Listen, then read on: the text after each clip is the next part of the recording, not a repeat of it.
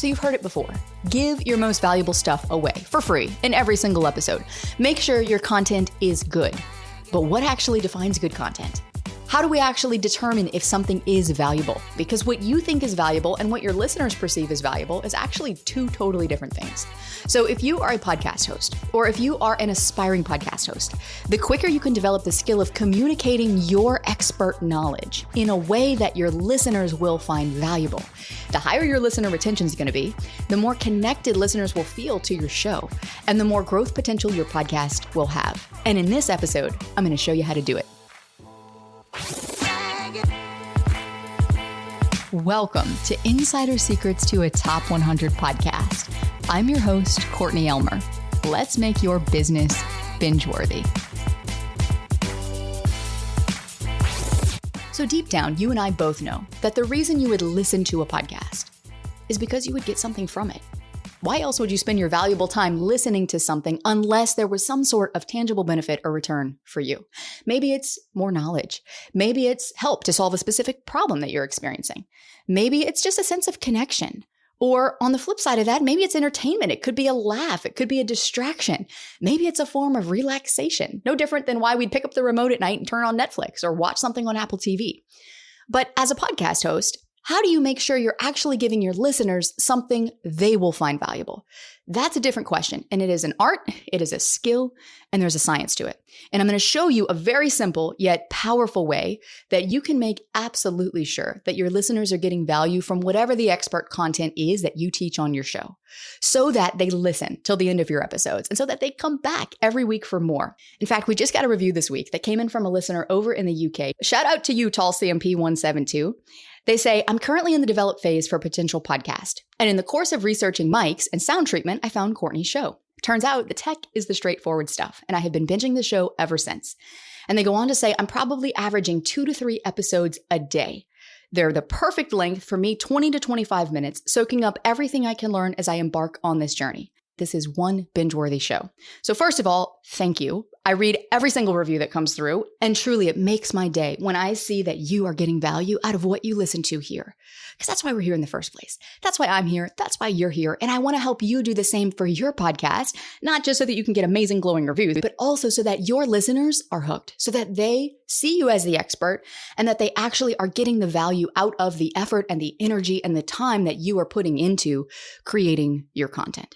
So if you want listeners to get value from your podcast, what we're going to cover next is so key to understand. The cool part is, if you were to go back and study this episode by paying attention not just to what I'm saying, but to how I'm presenting it to you, you're actually going to be able to see the principle that I'm about to teach you in action. But first, let's talk about what not to do that causes listeners to overlook your podcast in favor of another show who maybe doesn't even have as good of audio quality as you, or who maybe doesn't even have as much of the expert knowledge that you have. But for some reason, they're overlooking you in favor of those shows. Because here's what I know to be true about you. First of all, you're someone who is extremely knowledgeable about what you do. And my guess is you're someone who cares that others understand that you're extremely knowledgeable about what you do. And you want to be able to communicate that knowledge through your podcast. And in turn, have your knowledge acknowledged in the form of revenue, whether it's through clients paying you directly for your help, or through sponsors who want to get in front of the big audience you've built who hangs on your every word.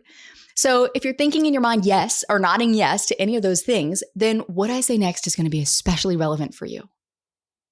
Your audience doesn't care how much you know. I know, probably not what you were expecting to hear, and maybe it stings a little. But at the end of the day, why do you listen to podcasts? It's not a trick question. Assuming your podcast is a podcast that is not a true crime podcast, and you have a very specific topic that you cover on your podcast as it relates to your expertise, then one of the things your listeners are looking for is to gain knowledge on that given topic. But at the end of the day, they don't actually care about your knowledge. What they care about is what your knowledge can do for them. And as a podcast host, it is your responsibility to connect those dots for your listeners. I see it all the time. One of the biggest mistakes that I see podcasters making, I mean, I made this mistake in the early days of my podcast. I don't think anyone is excluded from this, is the tendency to share from your expert level of awareness, not the level of awareness of your listener.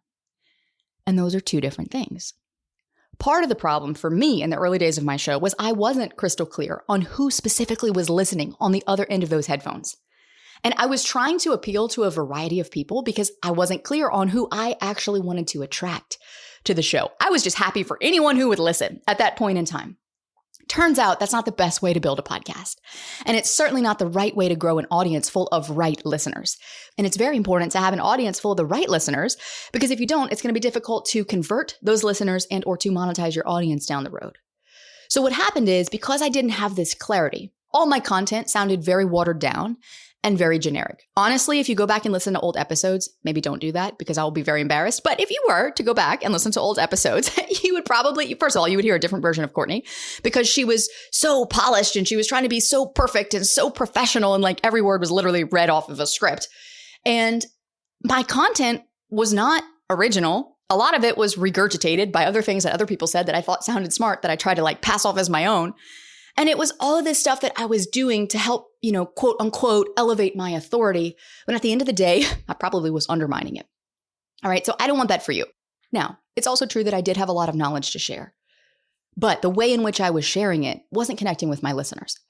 The bigger problem was that I was teaching from my own expert level of awareness, which my listener could care less about.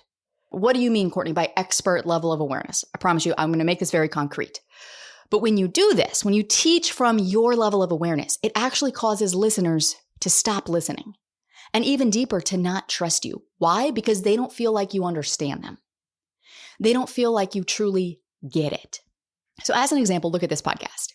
If you and I were standing in line at a coffee shop and we were standing next to each other and we happened to strike up a conversation, and maybe you mentioned to me like, oh, I'm about to start a podcast, or that you had a podcast, you were working to grow. And I was like, oh, you should listen to my show. It's all about understanding listener psychology and using it for your podcast. And you probably politely nod and give me a really genuine fake smile, and you'd say, nice. And unless you were just an extreme people pleaser, you probably wouldn't go listen.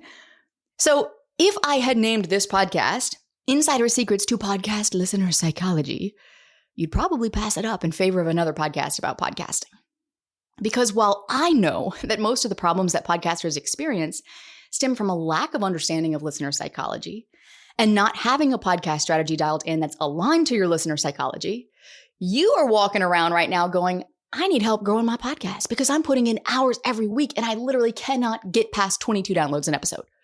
Or I want to launch a podcast, but I have no idea where to start. I've Googled, I've YouTubed, there's so much conflicting advice, and I want to do this right because I don't want to waste my time and I want people to actually listen. So as the expert, in order to get people to care about what you know, you first have to show them that you care and understand what they are experiencing right now. And like I said at the top of the episode, those two things are related, but they're very different. So if I was sitting down to audit your podcast, which if you want me to do, by the way, I'm happy to do it. Go to the show notes, click the link. You can book a podcast audit with me. And if I were auditing your podcast and I said, okay, here's how you need to look at the content that you present on the show. What is the specific problem that you solve? Now, for the sake of an easy example, let's say you're a mechanic who specializes in fixing timing belts. Random example, but we're going to go with it. And I say, okay, cool. So it sounds like you know a lot about timing belts, and I'm your ideal listener, let's assume. But I don't know that I have a timing belt problem. How would you help me understand that I need your podcast? And so going down this hypothetical scenario, you might sit there and you might think for a second and be like, well, you're going to hear a really loud squealy sound coming from under your hood when you drive over 32 miles an hour. Or you might say, well, this little orange check engine light's going to come on your dashboard and you're going to know there's a problem. So you would bring the car in for me to look at and I'll diagnose what's going on. And if you were to say any of those things to me, I would leap out of my chair and I would jump up and down for joy because you would have just done the one thing that you as the expert need to do, which is not speak to the problem you know your listener has, i.e. a timing belt is loose, but speak to the problem that they know they have, i.e. there's a squealy sound coming from under my hood when I go over 32 miles an hour. I know as the expert that you haven't learned how to tap into your listener psychology to create binge-worthy podcast content that people can't stop listening to. But you know that your existing podcast of 2 years is stuck under 50 downloads an episode no matter what you do and you're thinking of giving up. I know that the cause of your burnout patterns is because as a child, your parents held you to impossibly high standards. And now you hold yourself to a bar so high, you push yourself to exhaustion. in this endless, relentless pursuit of good enough. But you, as a listener, know that no matter how many hours you put in at your desk, you still never check everything off in your list in a day. As the expert, I might know that the pain you feel in your neck is actually referred pain from your jaw because you have TMJ. But what you know is that you've got a crick in your neck that will not go away, and it is driving you absolutely nuts, and it's interfering with your quality of life and ability to function. So as a podcast host and as an expert, the sooner you can begin to realize that there are always two sides to a problem. The problem your listener is experiencing versus the root of it, or the actual problem, which is your level of expert awareness. And the more you can acknowledge your listeners' problems first throughout all of your messaging and all of your content, the more your listeners will pay attention, the more value they're going to get from your content, and the more downloads, listens, and reviews and revenue overall that you'll get from your podcast. And that's the other piece of this. Always tying back whatever you're telling them they need to do to what they'll get or gain by doing it. So if I had just said right there that the more you acknowledge your listeners' problems, the more effective your communication would be, you'd be like, okay, cool, I guess. But as soon as I said the more downloads, listens, reviews, and revenue you'll get from your podcast, now it anchors why you should pay attention to this. Now your brain goes, oh, okay, because something I know that you care about is downloads, listens, reviews, and revenue. So you got to be thinking about this from both sides. I've got to do a little bit of mental gymnastics here as the expert. Understanding first and foremost, what is the problem your listener is experiencing? And when we work with clients, the very first exercise we do before we build a podcast strategy, before we design cover art, before we pick a name for a podcast, before we build a launch strategy or a relaunch strategy, we do an ideal listener psychographic. And this is an exercise where we challenge our clients to get very clear and specific on the problems that their podcast is here to solve.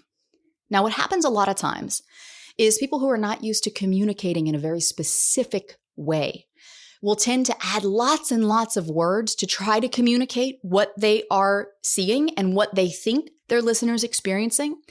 But at the end of the day, your problems should be so specific that they are one sentence. You can communicate them in one sentence. And ideally, you would have 3 top problems that your podcast solves that all of your content then falls within.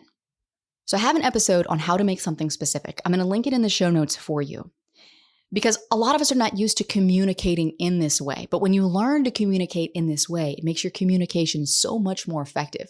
This is what makes people lean in and actually want to learn more about what you do.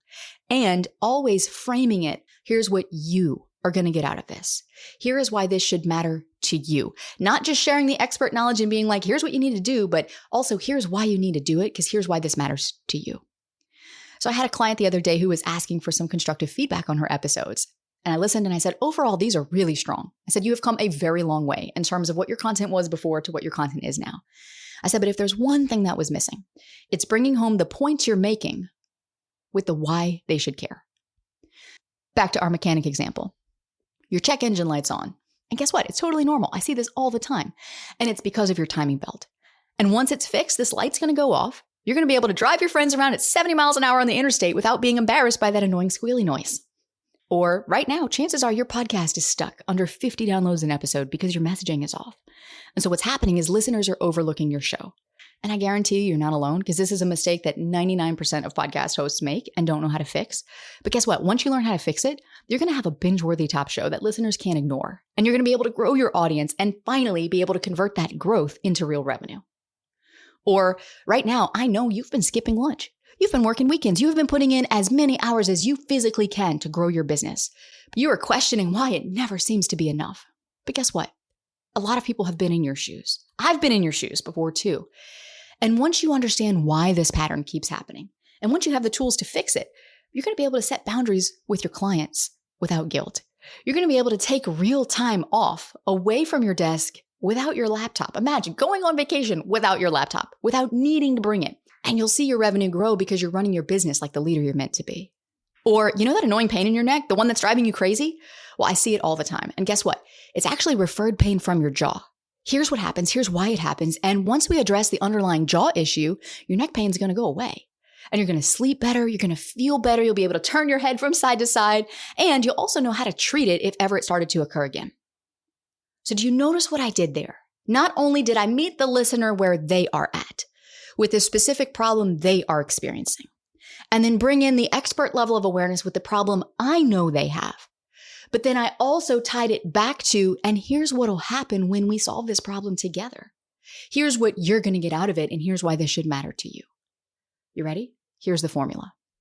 First, acknowledge their problem. The specific problem that you know they're experiencing, i.e., your car is making a loud squealing noise over 32 miles an hour. And then you're going to help them as the expert diagnose why that problem's happening. Here's the root problem that you had no idea was going on. But guess what? When we solve this, here's what's going to become possible when that's fixed.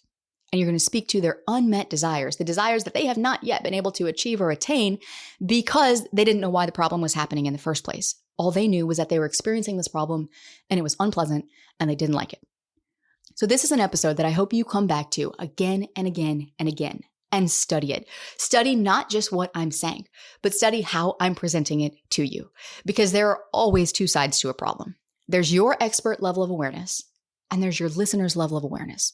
And the more that you can speak to the problems and the exact experiences and the desires that your ideal listener has and tie that into whatever you're teaching, the more they're going to pay attention, the more value they're going to get, and the more ROI you're going to get from your podcast.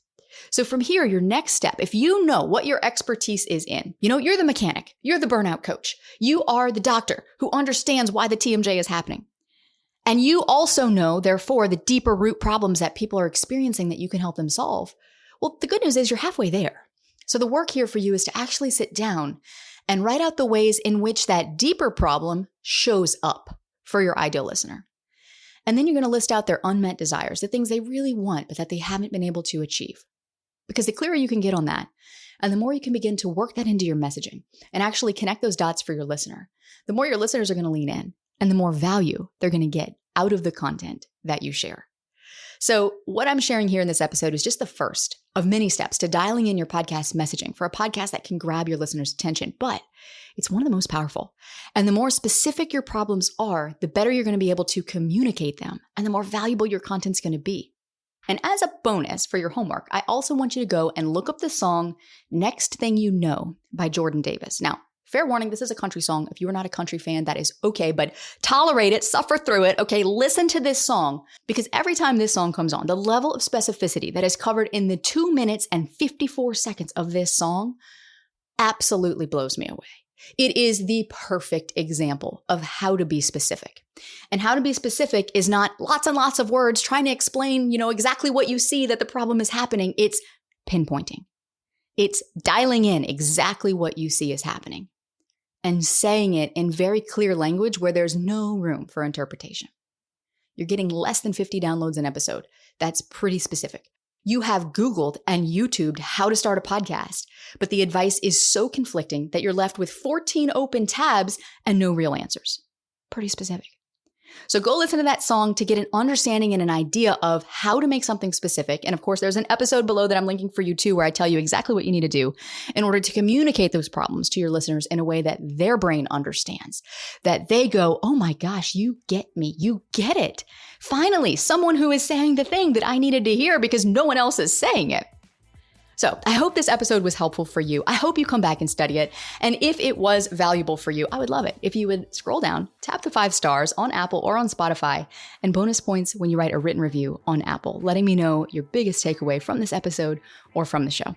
And speaking of two-sided coins, and valuable content, there is another side of this valuable content coin, which is, now you're giving the valuable content. So how do I actually measure whether listeners are getting the value from the content?